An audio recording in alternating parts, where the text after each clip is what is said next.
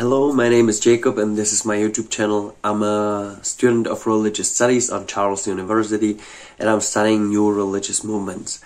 This is my third video, which is studying Marilyn Manson and his abuse of women and his fandom cult as a new religious movement. In the first video, which I've already uploaded, I study Marilyn Manson in Baudrillard's theory of hyperreality. In the second video, I study him in the theory of 10 signs of new religious movements.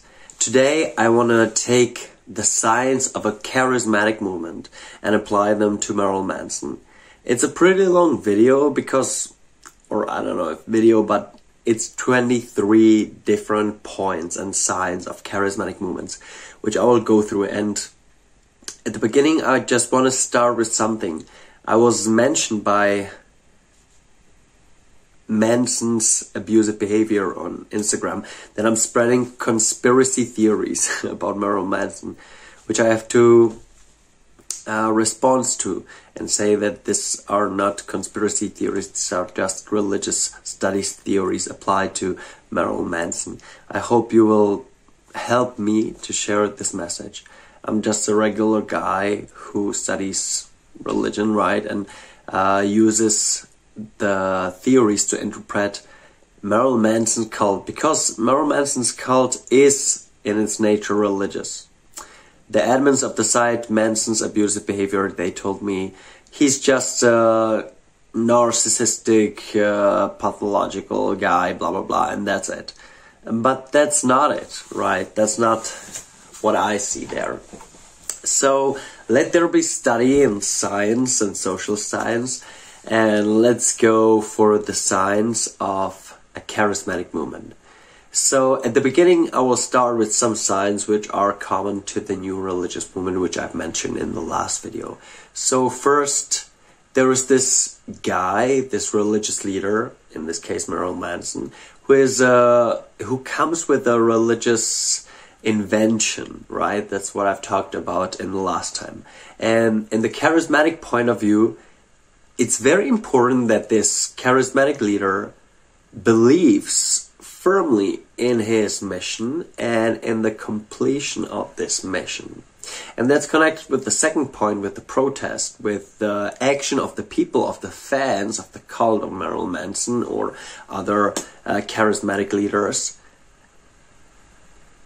The sufferings and the sacrifice of the leader itself, which is shown to the believers, is encouraging sacrifice from the believers themselves, right? So Marilyn Manson was mutilating himself on video, on the podium, on shows. He was talking about it in lyrics, in interviews, and he was showing it to the public through photos. And young people have just mirrored this, right? They have try to be a copy of Marilyn Manson in this way. So that's how he has driven them into this cult, partly. So the first step, I will open the steps here on my computer. So the third step in the new religious movements in general is millennialism. So I've already talked about millennialism in Manson's movement, in the Antichrist Superstar era. We have to understand one thing. Most movements, new religious movements, come through this era of millennialism when, like, they say, oh, it's the end of the world is coming, and then the end doesn't come, right? So how does the new religious movement get through this? In the case of Marilyn Manson, it's very clever. Marilyn Manson basically gave up on his Antichrist revolution and Antichrist apocalypse, and he started a new type of apocalypse in the next era, in mechanical animals, when he was talking about an alien invasion and so forth. So Marilyn Manson does a different type of apocalypse in each of his era, which is a clever way. It's even a clever religious way how to keep people involved in religious thinking and in the feeling that the end is near, right? So the next step was ethnocentrism. We've talked a lot about it. And in this case, I want to show it on two things. So first, ethnocentrism of the fans of Marilyn Manson is shown through the outside appearance, right? The clothing, the makeup, the gadgets, all the things that they have, right? The accessories. They are imitating or repeating some parts of Marilyn Manson. They hope to look like him, and they are repeating it. And that's the tribe of Marilyn Manson, right? That's an ethnographic term. In digital ethnography, it would be really a constant, which is not weird, right? And the next thing is that part of many ethnographic groups or ethnogroups in aboriginal places and stuff like this is some type of mutilation or adjusting of the body, mostly scarification, which again in this case of Marilyn Manson and his fans we can find, right? So let's go to the other, the charismatic aristocracy. So we've talked about the charismatic leader and how he is the highest, blah blah, but there's one thing I've talked about in the last video. Charisma is not a substance or a quality of an individual. It's a quality of a relationship between two individuals. So that means that to find out that somebody's charismatic is a process. So in this theory of new religious movements, academics, they claim that there is something called the charismatic aristocracy. Some people in the inner courtyard of that charismatic leader who have a material reason why they support the guru, the charismatic leader. That's the people around Marilyn Manson, right? The band and stuff and the producement, which were all involved in the abuse of the women. And this aristocracy, they are spreading the devotion to the charismatic leader onto other followers, right? Because they are just imitating the more devoted fans which they see. The next thing is enthusiasm. Enthusiasm. I don't know how you say it in English. It's about the energy that the movement always is spreading, you know, right?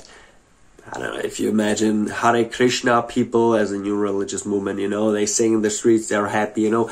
Every religious movement has a capability to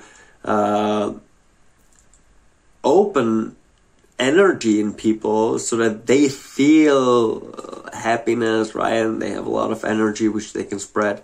So this is a way how the charismatic leader also gives the devotees, the fans, a feeling that there is something special, religious going on, right? And this feeling Marilyn Manson's spreading on concerts. That's the regular thing where fans can go and they can go through this feeling. And the whole time when they're listening only on the album, right, they're just preparing for this live action where they can feel it through the energy. And that's basically something that's supporting the charismatic relationship between the followers and Marilyn Manson, the charismatic leader. So the 7th point is about that most religious movements, they don't have any specific rules inside. That's like in Marilyn Manson's cult, that's obvious because there is no moral thing at all. You can do basically anything you want. The 8th sign is one class, the only class, right? That's connected to the fans of Marilyn Manson, the satanic revolution that he was supposed to bring upon America, to bring Satanists as the only living class, right? That's the fall That's basically the continuation of thoughts of Anton LaVey, who was imagining this scientific, satanic, eugenistic, futuristic civilization. The ninth sign is overcoming social boundaries. So that's something every new religious movement has to do, right? Overcome some social boundaries. Mostly it's connected to taboos. So Marilyn Manson is breaking taboos about suicide, about drugs, about homosexuality, about women looking like transgender things, even about abuse of women, right? That's the horrible part of it. We accepted it even. He was breaking many taboos even with families, you know, like telling children to murder their parents, you know. That's basically the embodiment of violent anarchy. The next sign is always, again, like most religious movements, they have to fight against the society and against the religious movements. And also they have to overcome social boundaries, and they have to overcome biological boundaries. And this is mostly something connected to the flesh, to the blood. It's something that can be connected to the scarification and adjustments of the body. But it's also about overcoming and breaking boundaries in this biological sexual meaning, like rape, pedophilia, incest, and all those necrophilia, all those kind of things, which Marilyn Manson deeply connects to his art, and not only to his art but also to his real actions. The next sign is creating the own boundary, right? Us and them, the group. That's connected to the groups of Marilyn Manson, and it's connected to another sign, which is creating a new boundary, a wall, division. We have to understand that new religious movements, through the history, they always have some energy, but over time this charisma goes down, right? And the charismatic leader has several tools how to trigger the charisma up, right? So what can he do? He can basically come and he and his movements, they have already become famous because of the 10 signs of the new religious movements, which I've mentioned before. So now they have to make new steps, right? So the first is creating a new wall. By creating a new wall, a new division from the outside world, or even in the group itself, like saying, oh, these people in our group are the enemy, we have to put them away. That's something that always happens. And that happened with Marilyn Manson, right? With the whole thing about the abuse and the allegations. 99% of Marilyn Manson groups, they banned posts which were admitting that he did some abuse. And this is a typical sign of a cult, right? So that was affecting the people too. So what can a guru, a charismatic leader do? What else can he do to trigger this energy back in his movement? So in most religious movements, he just gives a new revelation, right? So like the people, they are like, oh, I don't know. And then he gives, oh, I know something new. And he comes with another religious invention, right? He's repeating the first step. And that's triggering it. And in the case of Marilyn Manson, every album is a new trigger. Every album is a new revelation, right, for the fandom. So with every new album, his charisma is growing. Another step are gifts to people. It's something connected to the special relationships, which I've mentioned in the last video. It's just something the charismatic leader gives something that's not of a big value to him, and he gives it to someone who considers it to be a huge value. A small thing, right? Handshake, blessing, just a small thing, a brush, I don't know, anything, piece of clothing, even dirt, anything it can be. You can see that on the concert, right, when Marilyn Manson, even if he would spit in something, like in his t-shirt, and throw it somewhere, the fans would love it, right? That's, it's almost sacred. So that's another thing, right? I don't know how we call it, reliquies, just holy things from the old past, things that are connected to holy figures, to saints. That's what he's using on the concerts, right, to spread more charismatic power. The 15th or 16th step is creating a new task or asking for a sacrifice. So this tasks, that's something connected to something I've mentioned before. It's a special task, some sacrifice, which, for example, in the case of girls, women fans, is to be abused, and in the case of male fans, to do some dirty work for Marilyn Manson, threatening and attacking and stuff like this.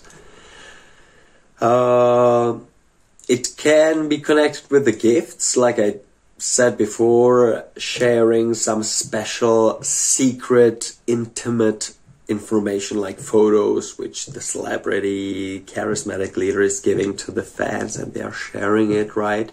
And this is the process how the charismatic aristocracy is also functioning, right? That's the leaders of the groups which communicate with Marilyn Manson and which spread his images and photos and his messages. They are the charismatic aristocracy of the cult of Marilyn Manson. The 16th point is sexual fantasies connected to the leader. So in new religious movements there is some platonic, although sexual, connection to the celebrity or the charismatic leader. Something like, oh, he's so pretty, I would fuck with him or her. But not like in real, because he's too holy to do it. But he's just pretty, you know, the leader. And this feeling, that's something that's always part, this latent sexual fantasy is a part of every charismatic movement. And that's something you can find in Marilyn Manson's cult, right? He's called the God of Fuck, and you can see how fans are talking about him. It's connected to another point, in that most new religious movements who have a charismatic leader, almost all of them, they become a sex cult in one way or the other. There are a few exceptions, like cults where they castrated themselves and stuff like this. But most of the religious movements, even from the 60s, right, there's so much allegations. You can find the Mormons, right, they fall into polygamy. You can find the Scientology, Jehovah's Witnesses abuses. You can find all of the gurus, Maharisha, Yogi, I don't know, whoever. Basically everyone, Sri Chinmoy, Sai Baba, Osho, Bhagwan Rajesh. All of those figures basically were sexual gurus who abused their charismatic leadership to have sex with their followers, and that's something that's pretty common. It's almost like a law that when there is a small religious cult with a charismatic leader, it ultimately always ends with women, and mostly even the men, having sex, submissive sex, with the religious leader. You can find it even in Christian churches which became cults, like Jim Jones the famous like Jonestown suicide before, he was sexually like he was fucking basically male and female members of the congregations, and like I said, that's pretty common in most of the new religious movements. So Marilyn Manson's cult is not an exception in this case.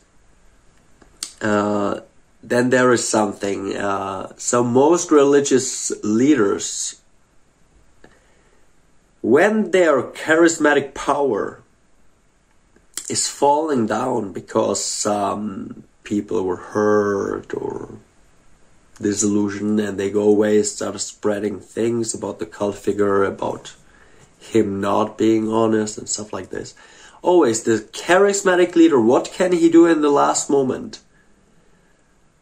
There is a strategy, and it mostly goes through, and that's the position where the prophet, the guru, the charismatic leader, in this case Marilyn Manson, becomes the martyr, right? The discriminated, the martyr for the faith, the one who has to suffer. In this case, Marilyn Manson is the victim of woke culture, blah, blah, blah, and all this stuff. Why is this important? It's not only important for the charismatic leader himself. Of course, that's an evolutionary tactic that he's using. But this is important for the whole community and for the religious followers, because to them, this is something which is mirroring them, right? So he is a martyr for the faith. He is so discriminated. Oh, poor him, you know, the whole world is against him, you know, and he's the victim of this, not the abuser. This is the position that the followers of the cult of Marilyn Manson want to identify with. That's why he gets charismatic devotion through this tactic. So, whatever the 19th or 20th step of a charismatic leader, this is interesting. It's called the hidden prophet or the hidden leader. So, what's that? Most religious leaders, when a controversy comes, instead of facing it like a brave person would do, right? They will go into hiding. And this hiding can take for several years, right? For example, Bhagwan Rajneesh, he didn't speak for almost 4 years or something. Ron L. Hubbard from the Scientology sect, he went into hiding, into silence for a time. The leaders of the heavenly cult, the heavenly gate, they went into hiding, into this silence. It's pretty common in every cult. I can continue for minutes in this list, but I don't think you need to hear them, right? So this is a point where it's important for several reasons, right? First, evolutionary for the celebrity, for the charismatic leader itself. So, in the case of Marilyn Manson, in the times of Columbine, or even now with the abuse allegations, he just goes into hiding. He doesn't speak, and he talks with the outside world, and that's always in the new religious movements. He talks with the outside world with or through the charismatic aristocracy. So that's the leaders of, right? That's what's happening with Marilyn Manson right now. He's sending his personal photos only through this through these groups, through those people, through his fans, so that they feel this special connection, and he's not even publishing it. And that's pretty convenient for many reasons. We will see that in some of the future videos. So the hidden master is important from this reason, but it also is important for the follower. It gives him a special type of feeling that his master had to flee, right? You can see it even in polygamist Warren Jeffs running away from police. There is always this feeling, oh no, the evil Babylon, the government, the police is after our prophet. So he's in hiding. and we have to support him, right? Now we're the cult, we have to support him. And that's all the people, what they are doing, right? One of the YouTube leaders of this is a woman named Colonel Kurtz. You can watch her videos. And these people, I believe, are even unknowingly part of this cult of Marilyn Manson, being driven inside of this spiral of charismatic devotion. So the next step is something that's called temple perversion. It can have many different points, but in some point, the new religious movements with their charismatic leader, they find a way how to create some holy place, some temple where they have an altar and stuff like this, and where they do something like a perversion of the traditional Christian or other traditional religious beliefs. So that's something we can see in Marilyn Manson's life, for example, in his apartment in LA, where he lived with Evan Rachel Wood. You can hear the testimonies of Evan Rachel Wood being whipped with a, which is almost apocalyptic, right? In the Jesus Christ style, being whipped with a whip, which was from the Nazi Holocaust place, right? So Marilyn Manson, being a Nazi fan, he purchased this, and then he was whipping several women, according to the accounts, with this whip. And she had to kneel on this special altar, which you can see even on photos which Marilyn Manson has published, and they are, I presume, even part of the artwork of High and Low era. I remember as being a fan in those times, seeing this. So I've seen this altar many times. And there are things like a fake Eucharisty, the partaking of the flesh and blood of Jesus Christ. So in Manson's perversion, that's something he forced women to do with the blood pact, right? So they had to drink like vampires their blood, each other's blood. So that was basically their perversion of Eucharisty. And there are many other signs of the temple perversion. Maybe I can do a separate video on this, but I think this is enough.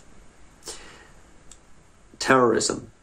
That's another step. Basically, most of new religious movements have used terrorism in their history. We can start with Mormonism using the terrorist organization of the Danites throughout the history to kill people, assassinate people, and so on. We can look at Muhammad, right? He was assassinating people in Medina when he became the dictator there. And again, Islam in the beginning was a new religious movement. But in the 20th century, we can see most of these new religious movements, right? Because there were so many of them. But we can see this in many places, right? Osho with the Rajneeshpuram place in America, the Bhagwan Rajesh movement with Sheila. They used terrorist attacks. They were spreading salmonella. They were trying to poison the waters. That was something the Mormons also tried to do in the 19th century. The terrorist attacks, for example, the Japanese Aum Shinrikyo, it was a Buddhist group.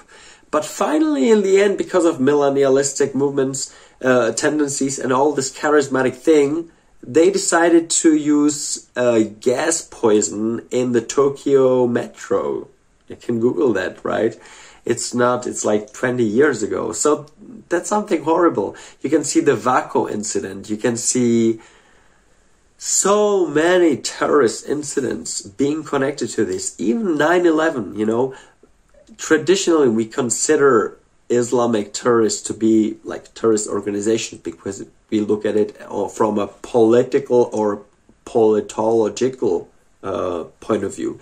But if we look at it from a religious point of view, Bin Laden's movement, Al-Qaeda, was just a fundamentalist terrorist, but new religious movement, right?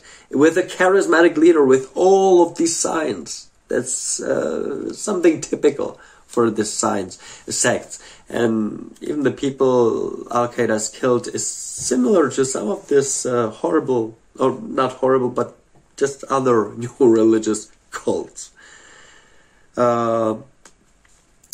This is severely connected with militarization. That's another part. Taking arms and teaching people to take guns. Although many of those movements, new religious movements, almost all of them start with a pacifistic message against war, against violence, kind of. But they all go into this end when they decide, okay, we have to learn, use weapons, and doesn't matter if it's an Eastern religion or if it's a Western cult or if it's the group of Marilyn Manson. So militarization is one of the last signs, and the last is something called a hyperreal death. It's deeply connected to the first thesis and hypothesis I've presented in the first video about baudrillard arts philosophy, but it's very important to understand that the death cycle, the willingness of the charismatic leader to die, which the charismatic leader often shows to his devotees, that's what's getting the devotees to also sacrifice their life, right? And the celebrity, the charismatic leader, always prepares some spectacular kind of death. And the more it's a cult, the more the charismatic leader is using and thinking about the hyperreal spiral. That means that he's using the TV and the media and all those things to get his message out. Let me explain. For example, Jim Jones, right? So he recorded the mass suicide. He wanted it to be recorded so that people will remember it. Shockingly. The Heavenly Gate, right? They recorded everything. They wanted people to know. They wanted it to be an example of something. The Islamic terrorists, right? They are doing this. They want it to be televised, to be visible. Because terrorism, in its nature, it's affecting mostly democracies with mass media. Because if you do terrorism in a dictatorship or a authoritarian regime, it doesn't affect very much, right? Because you kill civilians, mostly, because if you would attack the army, it's not like entirely a terrorist attack, right? Let's consider terrorist attack to be an attack on civilians. So in that case,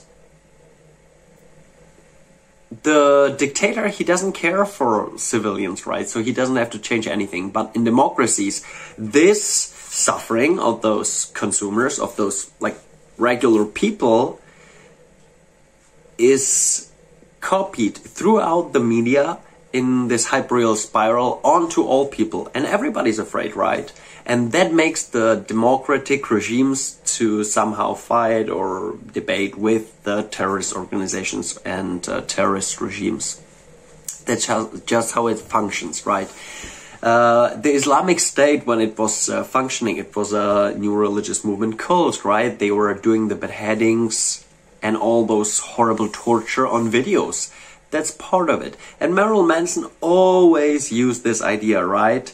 That's the thing in his famous song, Nobodies. That's the main idea behind his Lamb of God song, behind Death song, behind many songs in Hollywood era and in all of his eras, right? He's saying, specifically he's saying, if you die on the TV, you will be remembered and you will be a Lamb of God and blah, blah, blah, blah. But if you die and nobody knows about it, like, what do you change? And that was his reaction to Columbine, like being an apology. But basically, that was encouraging other people, other young people to do this. Marilyn Manson was pretending to, and that's something charismatic leaders mostly do, they are pretending the world has driven those people to murder or suicide. right? All the cults, they say, oh, they forced us, right? Vaco. Oh, they forced us. We had to kill ourselves, right? Or to die. There was no other chance. The world was pushing us. That's always the excuse they are basically saying. And that's something we can always see in this cults, right?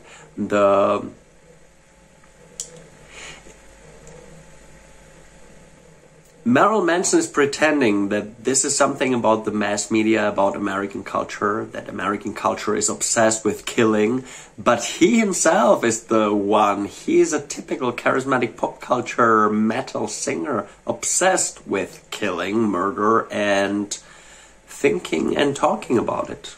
So he's not... He maybe started as someone exposing this, but that's not how he ended.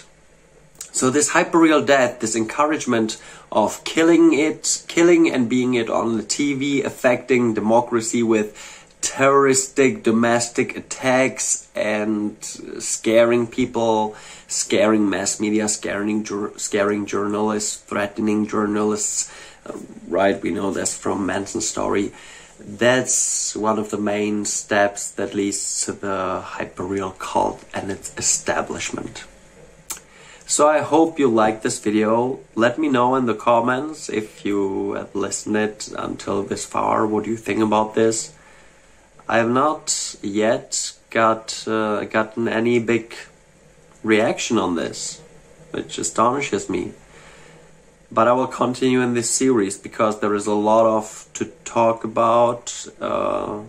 Religious studies, new religious studies especially, show us in many details how Marilyn Manson's cult is functioning, what he's doing, what he's using to make it function, to make his charisma always be powerful, right?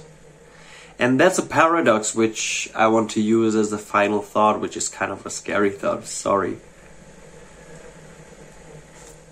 It's an example from a new religious movement called Jehovah's Witnesses, maybe you know it. And I think it's in the 60s, maybe in the 70s, but I think it's in the 60s.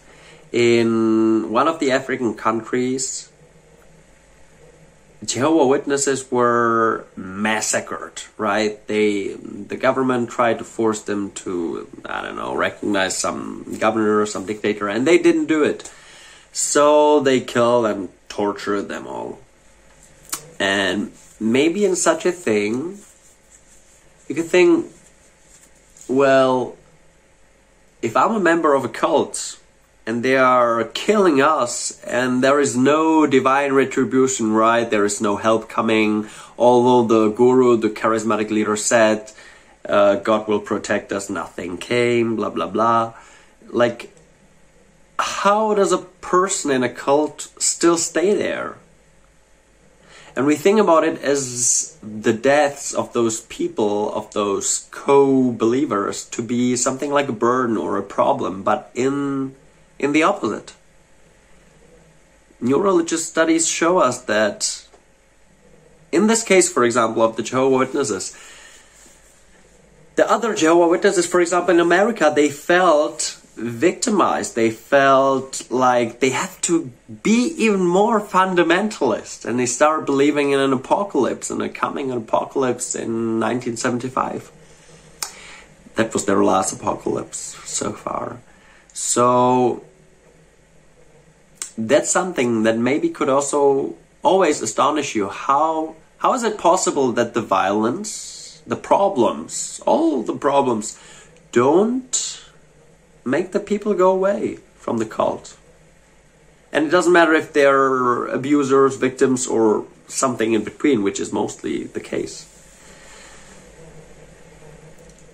It's this fact that the sacrifices of other people, they are only strengthening the group, right?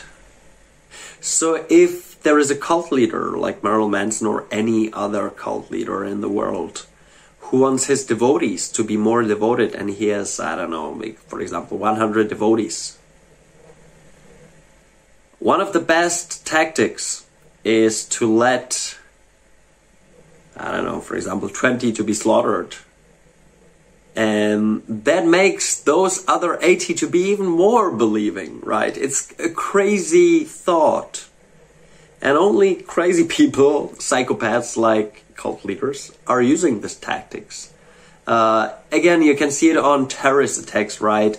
The whole thinking behind the suicide attacks, which is a thing, right? It's a different thing. One thing is a terrorist attack, right? And another thing is a suicide terrorist attack. When you willingly know you're gonna die, you don't have to die, but you want to die. That's something scary that even more strengthens the power of this, you know? You'd think, again, well, if I'm a member of this, I don't know, Hamas or any other cult organization in the world, and they send my brother to be killed in a terrorist attack, like, I should be mad at them, right? Why would I do the same? And that's the thing. It's not pushing the people away from this cult, the fact that there was the sacrifice. It's even drawing them more inside. So such a person would even more go on such a crusade and die in the same manner, right? Which is something very sad. But the reason behind all of this, behind this gravity that's powering this move, this shift, is always the charismatic leader. Let's not forget this.